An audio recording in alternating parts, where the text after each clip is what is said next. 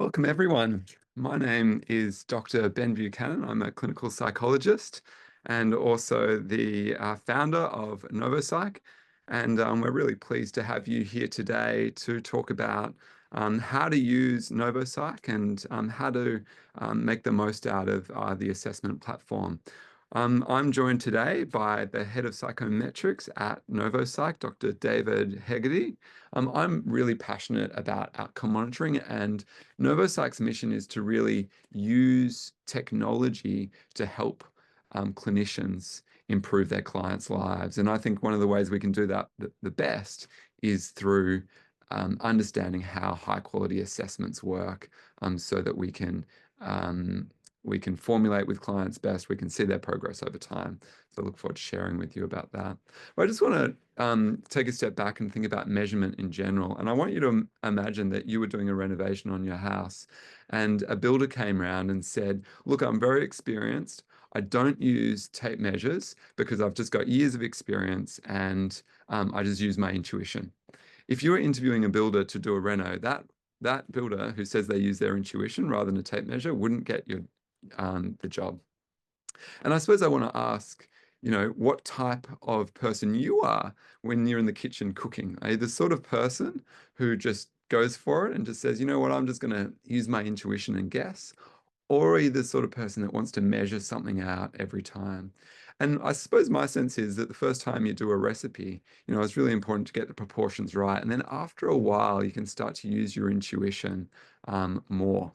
Um, but I suppose I want to be arguing today that using measurement in therapy, because each client is different, is the same as doing a recipe for the first time. And I think that there are some real benefits of, even though it might seem like an extra step to get out of scales and put it on your counter and measure out the flour, I think in the therapy room, doing that extra step of administering psychological assessments is definitely worth it. And it seems that the only tool that psychologists and therapists really use is just a notepad and pen. We don't have like those tools of measurement. Um, uh, but I want to say that even though there's lots of messy stuff that comes out of the therapy room, that every client is different and unique, that it's our job to yarn that messy content that comes out of the therapy room into something that makes sense. And I think we can also add in measurement while we do that. So we're not only teasing apart the knots in the client's mind, but we're also measuring those as well. And by way of analogy, I want to talk about the history of thermometry, or using thermometers in medicine, because I think it's a really interesting analogy for the way that mental health works. Um, Many, many years ago, um, before thermometers were invented, Hippocrates knew that somehow temperature was related to human health. And so he taught his students to lay the hand on the forehead to see if they could detect fever. And then some years later, fringe doctors started to use thermometers. But these thermometers were very cumbersome, very time consuming. They were essentially anal thermometers and they took 20 minutes to work. And so it was only a bunch of fringe doctors doing this. And then, in conventional thermometers came along, it became much easier. And because it became much easier to measure temperature, then everyone started doing it.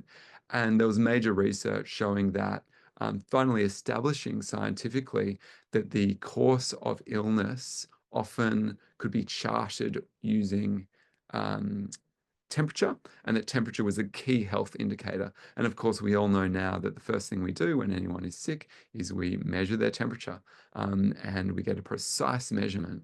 And then, in the last century, it's just obvious to everyone that temperature matters. And now it's super easy to do with infrared thermometers. We don't have to spend 20 minutes anymore, lying down, having our temperature taken. We can just do it with a button press. And obviously these new infrared thermometers, you'll do it on the forehead and it will show you red, green, or yellow to say, are you going well or not? So it's got much easier. But there was heaps of barriers in the way over the 1,000 years history of thermometers. It's not like it just became a thing overnight. And there was lots of skepticism and reliance on clinical judgment. Lots of doctors were saying, you know what, I don't want to get rid of the human touch. I want to be touching my patients on the forehead because that's really where you get all of the really important information like clamminess, which can't be quantified. And I want to read a quote from a book, which I think sort of says why thermometry had some barriers. A doctor who has devoted years of education and training to acquiring and refining a particular skill will inevitably be reluctant to accept new developments that seem to make all of those efforts redundant. And um, and so moving on to measurement in psychotherapy, I think there's a real analogy to be had. Psychotherapy measurement really, I suppose the modern age of it at least, was in 1937, the MMPI was introduced. And at the time it was a scientific marvel and much better, but similar to the old thermometers that took 20 minutes to work, the MMPI takes a long time and the benefit was not necessarily worth the effort. But then in the subsequent to that, and much of the last century actually, psychodynamic approaches were favored, and they do not like um, clinical assessment with psychological scales, and really expert clinical judgment was endorsed, the equivalent of laying the hand on the forehead to get and the doctor making the judgment. But then in 2005, there was some really key research that showed that you could graph the course of treatment over time with standardized scales. And doing that could be really helpful for therapy. And in the last 20 years, computerized assessment obviously became really easy. Measurement of symptoms in under a minute, and this idea of feedback-informed treatment. And then measurement-based care was defined in 2015.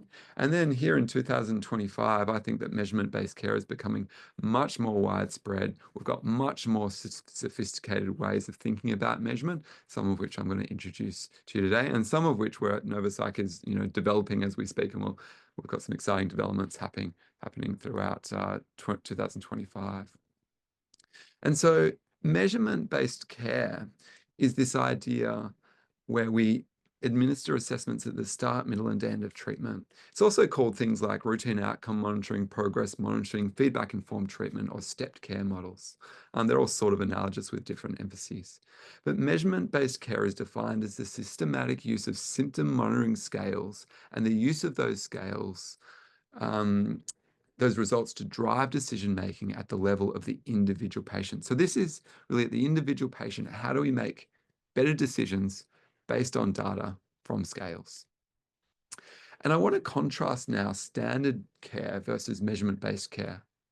I want to imagine that, at a typical course of treatment, someone might come in, there might be a clinical interview, you might, think about formulation, maybe diagnosis, then you do treatment with whatever treatment protocol you're doing, and then you've finished when the goal is reached or the outcome is achieved. But my challenge to you is, if we don't systematically measure goals or outcomes, then we don't know when therapy is actually finished.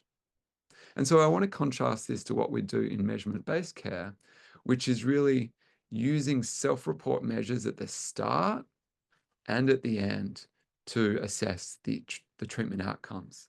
But that's not enough for measurement-based care. We also want to do it during the course of treatment so we can see the ups and downs in the middle of treatment.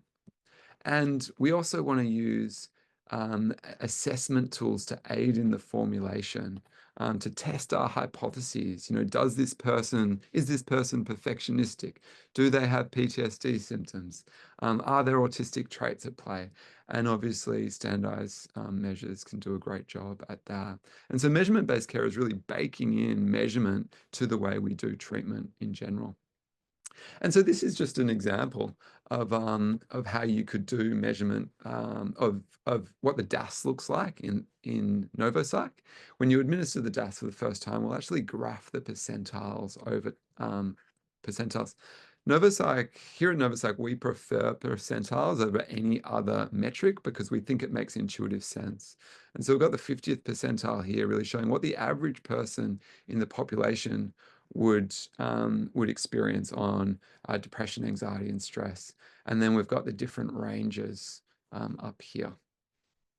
And I think that percentiles are much more meaningful than just raw scores, which don't really mean much to anyone. And um, and when we administer assessments more than once in NovoPsych, it will automatically graph treatment over time. So you can see here, this is the DAS score. And so you can see at the very start, they were doing not very well. They were in the extremely severe range. And then they were administered it occasionally over the course of treatment.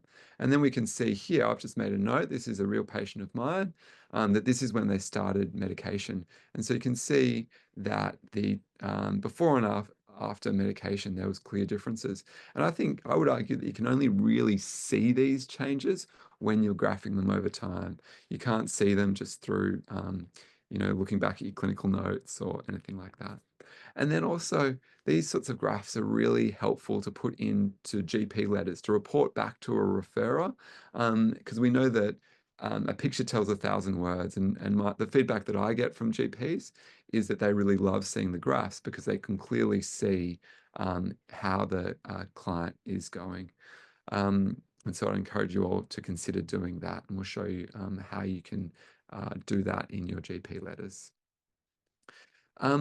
So there are lots of reasons to engage in measurement-based care. Some for the client. I think firstly, clients love the tangibility that I always show the client the graph because they love to be able to see it. And in fact, they can find it incredibly validating to have their internal invisible experience visualized for them on a graph. I've had people, when I show them the graph, cry and say, what I'm experiencing is real. I'm not making it up. It turns something invisible and intangible into something tangible and measurable. And there's a whole bunch of data showing that actually doing routine outcome monitoring, giving people scales every session or every second session improves treatment response, and actually helps clients get better more quickly. And I think it's a result of the clients will buy into the therapeutic process more because there's a shared formulation and shared goal that's really clear on a graph. And I think there's some benefits for therapists as well. Firstly, it reduces treatment dropout. There's heaps of evidence on that. And it also helps form a shared conceptualization for the client. And personally, I think it makes the work of therapists and clinicians easier, and also provides objective evidence of treatment response and feedback for all the hard work you guys are putting in, because sometimes we have some rough days as working in mental health. But when you can celebrate those wins and see it tangibly, certainly at this practice here, I love looking at graphs with my colleagues and celebrate those wins with them, and all have that shared language to be able to just easily visualize it. And so before I hand over to David, I'd also like to draw your attention to some other developments with NovoPsych. Obviously, NovoPsych has over 150 assessments, some of which David will show you soon. But we've also got AI note-taking, which I think is really valuable. And I'd also, one question that we often get is actually how, if you're thinking about how to integrate assessments into clinical practice, how do you actually do that for the first time with a client? I do it, and then secondly, the way Nathan does it, so that you get a little bit of a sense about some options about how you might introduce routine outcome monitoring in practice. So for this first example, I am the psychologist, and Nathan, you're happy to be the client? Happy, yeah. Great, all right. So in this example, let's say that I've spoken with them for maybe half an hour into the first session, and I'm introducing the idea of measuring outcomes. So Nathan, it sounds like you've been having a really difficult time lately. What I'd like to do is I'd like to give you a questionnaire that allows us to quantify where you're at, and allows us to get a bit of an objective measure to see how you're going at the moment. And this questionnaire is called the Depression, Anxiety, Stress Scale, and it's on the iPad, and it'll take a couple of minutes to fill out. Is that all right? Yeah, that's fine. Cool. Here you go. Thank you. All right. Okay, thank you. Are there any questions that stood out to you? No, that made sense to me. That was okay. Okay, so this is measuring depression, anxiety, and stress, and what it's showing is that it gives you a score between 0 and 100. It's essentially a percentile rank that shows where anything above about the 90th percentile shows that you're really struggling. And so on depression, it shows that you scored 95. On anxiety, 90, and on stress, about 80. Does that correspond with how your experience of things is at the moment? Yeah. Like depression's the most for you? Yeah, I can't get out of bed. I'm just constantly tired and low and just crying at a drop of a hat. Yeah. So what I'm going to do is, during our therapy, I'm probably going to give this questionnaire to you most sessions, just to get a little bit of a gauge on whether you're feeling better, whether you're feeling worse. And the reason why I like to do this is because you won't be very good at remembering how you were today in, say, 6 weeks' time. And the hope is that little by little we'll see some changes in this, and this will produce a graph that can show us where you are today compared to where you are in 6 weeks' time, 10 weeks' time. Yeah, okay, that sounds good. Cool. All right, so that's how I do it. So now David, I'm going to hand over to you. It'll be good to see how we actually do it in NovoPsych. Yeah, sweet. Okay, thanks. So this is looking at our NovoPsych app to start with. And first of all, wanted to just cover, Ben, you saw Ben there handing over the iPad to a client, to administer the routine outcome monitoring. So how would we go about doing that? So there's a number of different ways we can do that. So if I'm wanting to hand a device to my client on this, start page in NovoPsych, I could just use that administer button, select my client, and then I'm selecting the scale I'm wanting to administer. Or it could be a couple of scales. I could do a couple in a row.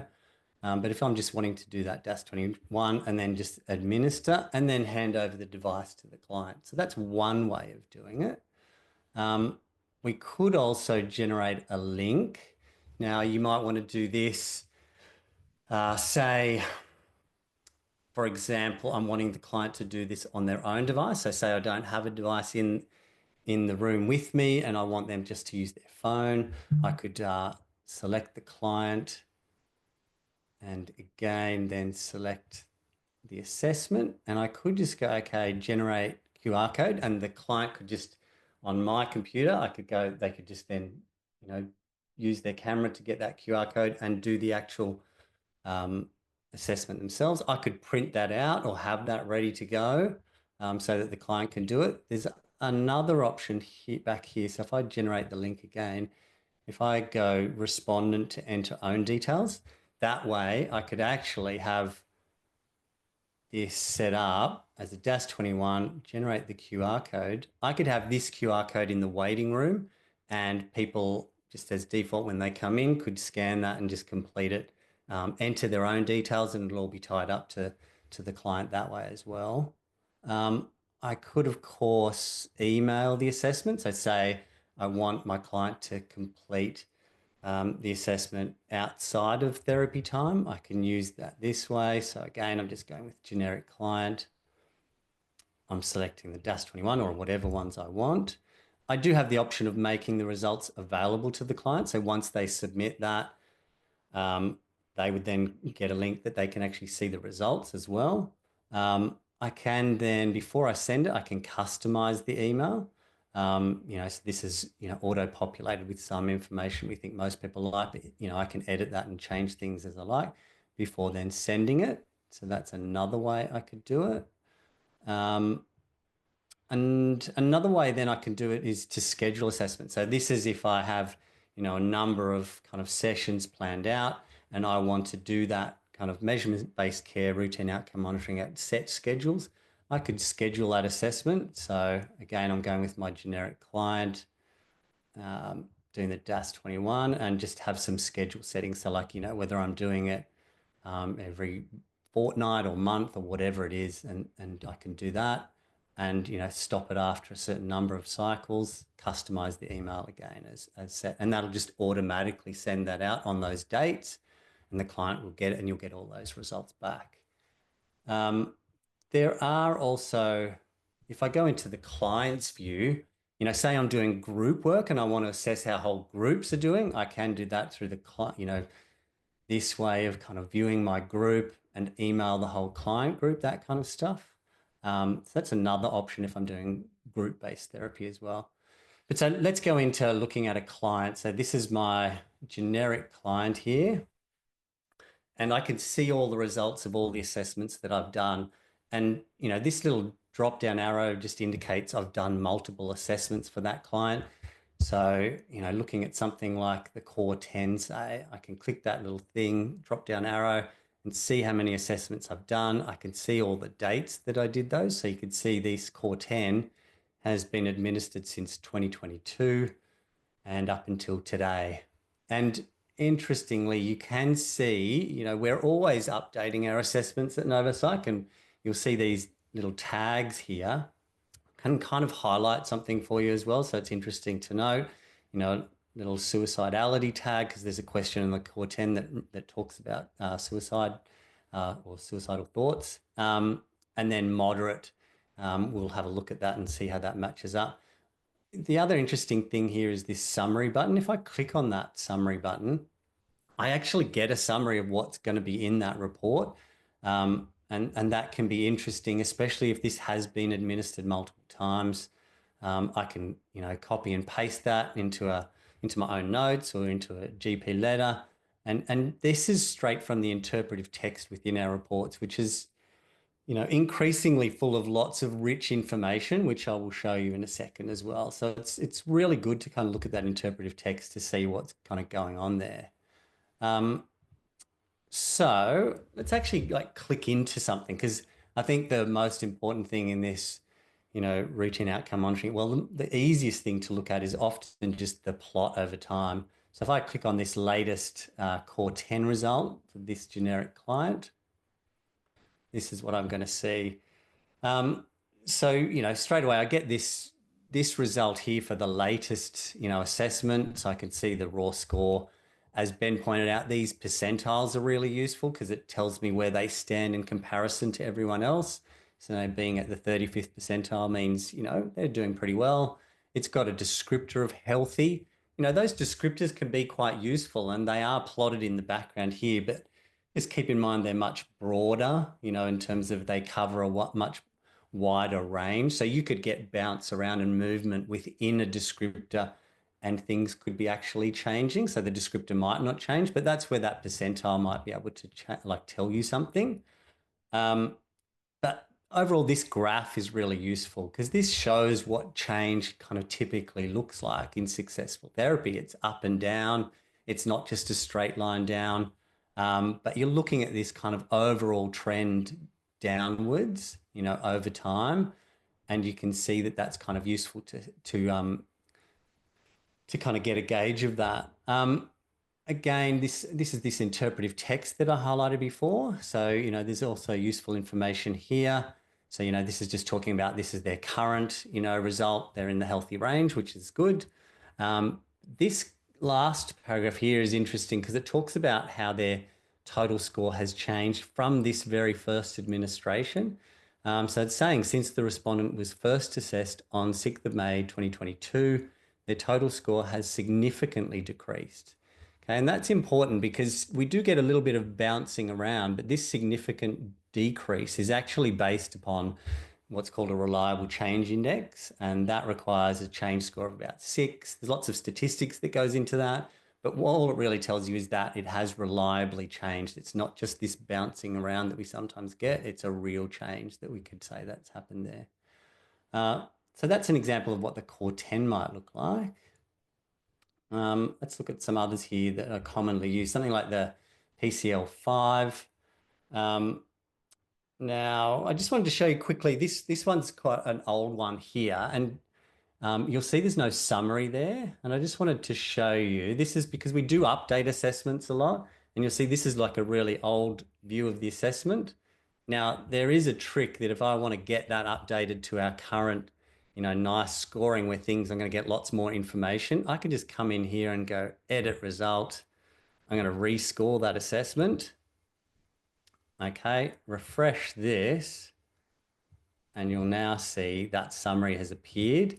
So I get that information, but more importantly, this report is just going to have much more information in it.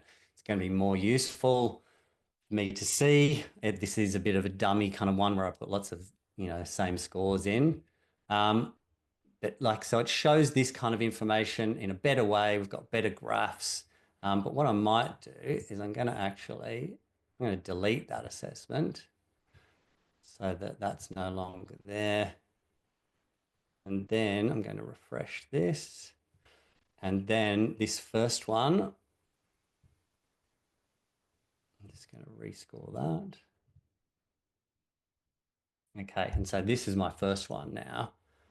First assessment. So that's easy to do, that rescoring or deleting. I can even change the date of administration. Say I'm putting it in from a hand-scored assessment into NovoPsych. I can then just put that in today, change the date.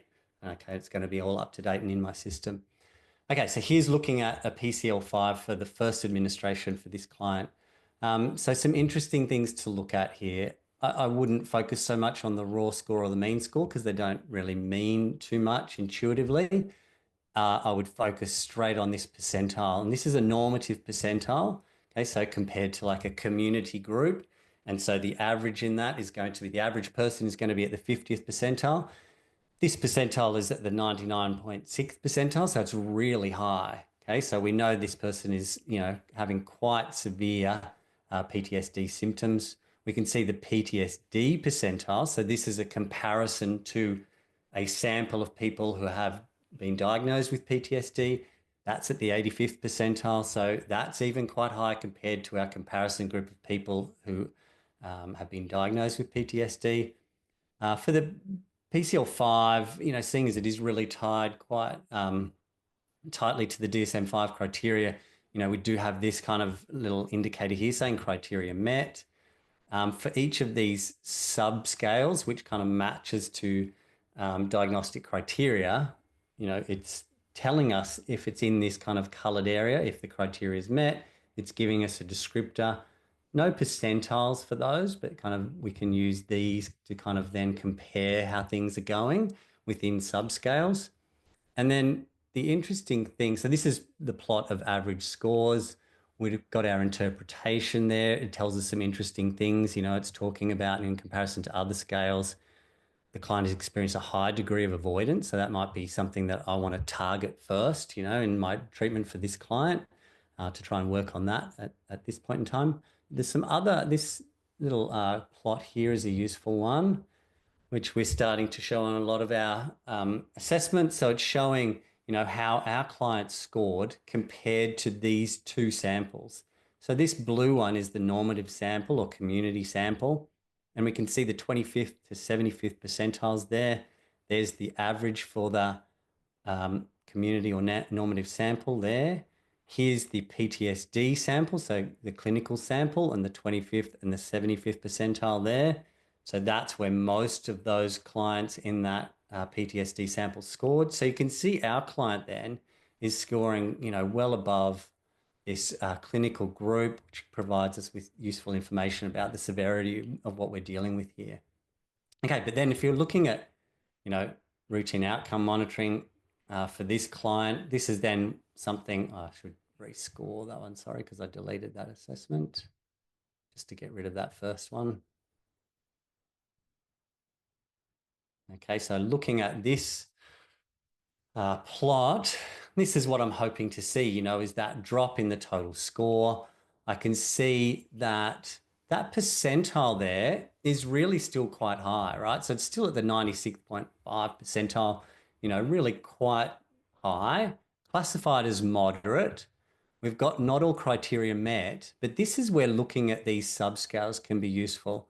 I can see that, okay, in my re-experiencing negative alterations, hyperarousal subscales, the criteria still are met, but what I've seen is this big change in avoidance, which is, what I've targeted in my treatment. So that can be really useful feedback for me. I can see that something has changed or shifted there, and that I know that I'm on the right track in terms of how I'm doing things. So you can see that avoidance on the subscale average scores has dropped way down over time. Again, this kind of, interpretive text can be useful in this situation to read that. It's saying that, they're not consistent with a wide range of PTSD symptoms, but sometimes people use a PCL5 cutoff score and it's still above that cutoff score, indicating, that's telling you this is still quite high, but it's not across all criteria. So it's important to kind of take the nuance that's available for you in those NovoPsych reports, and kind of you can get lots of rich information from it. So going back and maybe looking at something like a DAS-21, which is quite commonly administered. Again, you can see that's an older one that I haven't rescored, but let's look at this to see what's going on. Okay, so I've got this DAS-21 administered over time. So going back all the way back to 2022, March 2023, and then February 2025. It's big timeframes between there. But we can see that the overall distress score, the total distress, has dropped a bit to be, not too bad, but come back up, and it's in the mild range. And then we can see at the kind of subscale level what's going on. Okay, so this is where you get some interesting things if you read the interpretive text as well. Okay, so we can notice here, okay, stress has gone down significantly, come back up, but in the moderate range. We've got anxiety has dropped a bit there too. And we've got depression is staying within that kind of, non-clinical kind of range the whole time. So it's really, we're dealing with anxiety and stress issues. That's what that's telling you. That's beyond what this total score says. But then we have some information here. Okay, so compared to when first administered on 8th of November 2022, and based on the overall DAS score, the client's psychological distress has improved significantly. Okay, so and that's based upon that reliable change score again. But at the subscale level, depression has improved slightly. Anxiety has not significantly changed. So even though we see that it might have changed in terms of the severity level, in terms of the percentile and like a reliable change score, it might not have actually changed that much. But we can see that stress has improved significantly. So you can see it's dropped from, this percentile up quite high here into roughly, 86th percentile, and still maybe is it within the moderate range, but it has improved significantly. So you do get some extra information in this interpretive text that can be, quite useful to see. So, hey, David, Margie has just asked a question saying, can you enter the date of completion into NovoPsych? So, Margie, to answer that question, the date of completion will automatically be populated just depending on when the client does it. But if you want to change it, David, can you just show how you might change it? Yeah, so say I did enter this and I've entered it wrongly. You can see that the date of administration is the 7th of January 2025. So if I want to edit that, I'm going to edit date of administration, and I'm going to change it to let's change it to the 3rd of Feb. Okay, and you can see that that's updated. Just be aware you do, if I go into my report, I do still need to change. I need to rescore this to get that to, because it's a cached version of that PDF. So if I rescore that, it's going to update the date on that one to then be the correct date that we've changed it to, which is Feb. And another question, David, how do you copy and paste the interpretive text into a GP letter? So the easy way, I think, is using this summary button. So I've got this one.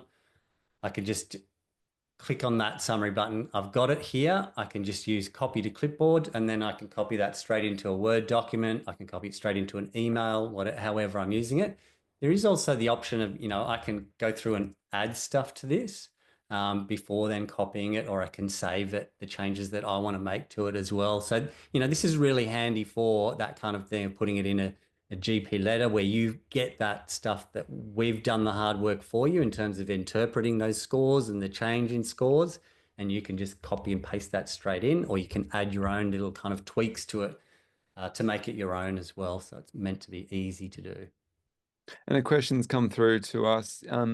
How often would you administer the DAS? So for me personally, I administer it in every second session. But I know that other people do it every session. David, what's your when you were seeing clients, what was your practice? I worked in schools mostly, and so I was using things like the Spence Children's Anxiety Scale a lot. I tended to not do that every session and probably not every second. It was more like every, because I'd do something like the Cool Kids program and I'd kind of assess how things are going, at the beginning and then midway through and then at the end and then see how things are tracking that way. Just because it's a longer scale and I didn't want to kind of have the kid sitting there with 40 items every time. That's all. Yeah, the Spence is a long scale, and I suppose when considering how you want to implement it in practice, it's good to figure out which scale is going to be most appropriate for your presentations. You know, for the most popular one for routine outcome monitoring is definitely the DAS because it's just a broad spectrum measure. It can differentiate between depression, anxiety, stress. But some other ones are a core 10, which is a measure of generalized distress. But if you specialize in PTSD, pick a PTSD scale. But for most clinicians, I reckon having a broad spectrum one like the Core 10 or the DAS 21 is really good. And the DAS 21 will typically take about a minute to administer.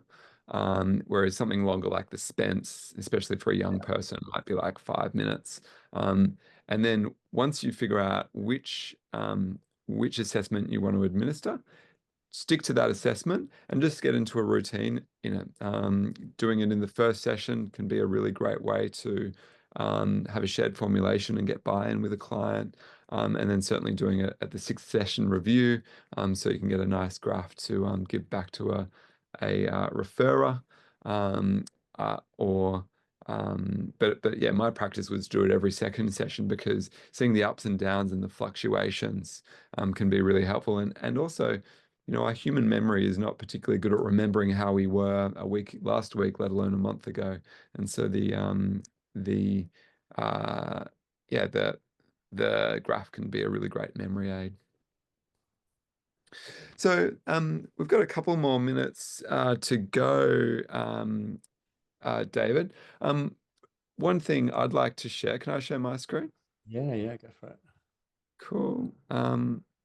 So here we've got the assessment library for NovoPsych. So just on novopsych.com.au. And you can see, we've got a heap of different scales, and some of them are particularly labeled as outcome monitoring scales. And so what that means is that those are the ones that are really designed for outcome monitoring. So things with this tag are really designed to be administered multiple times over the course of therapy.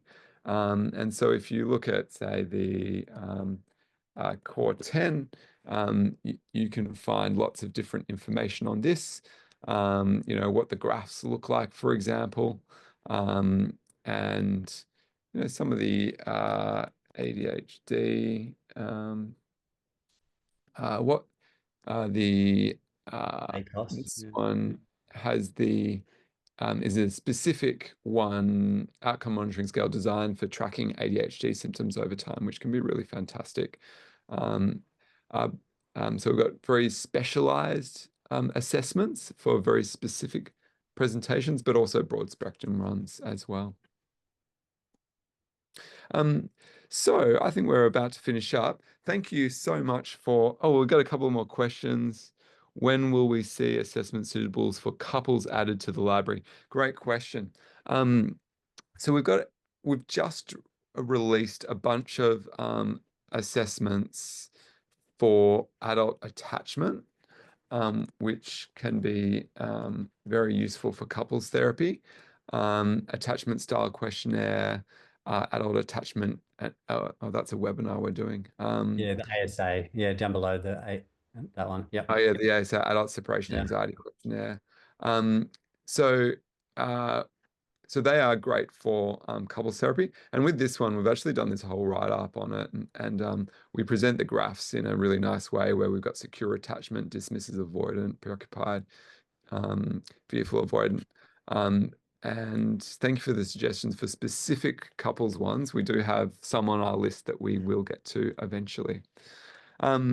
So thank you for attending. If you haven't yet got a NovoPsych account yet, we'd encourage you to go to novopsych.com.au and sign up for a free trial. Thank you for attending. We love putting these on so that we can show you the new features and new scales that we're putting out. And if you've got any questions, do reach out to our customer support team at info@novopsych.com. And also do check out Novo Note, our AI scribe, which we're having absolutely phenomenal feedback from since we launched it late last year. So thank you everyone for attending, and we'll see you in the next one. Bye. Thank you. See ya.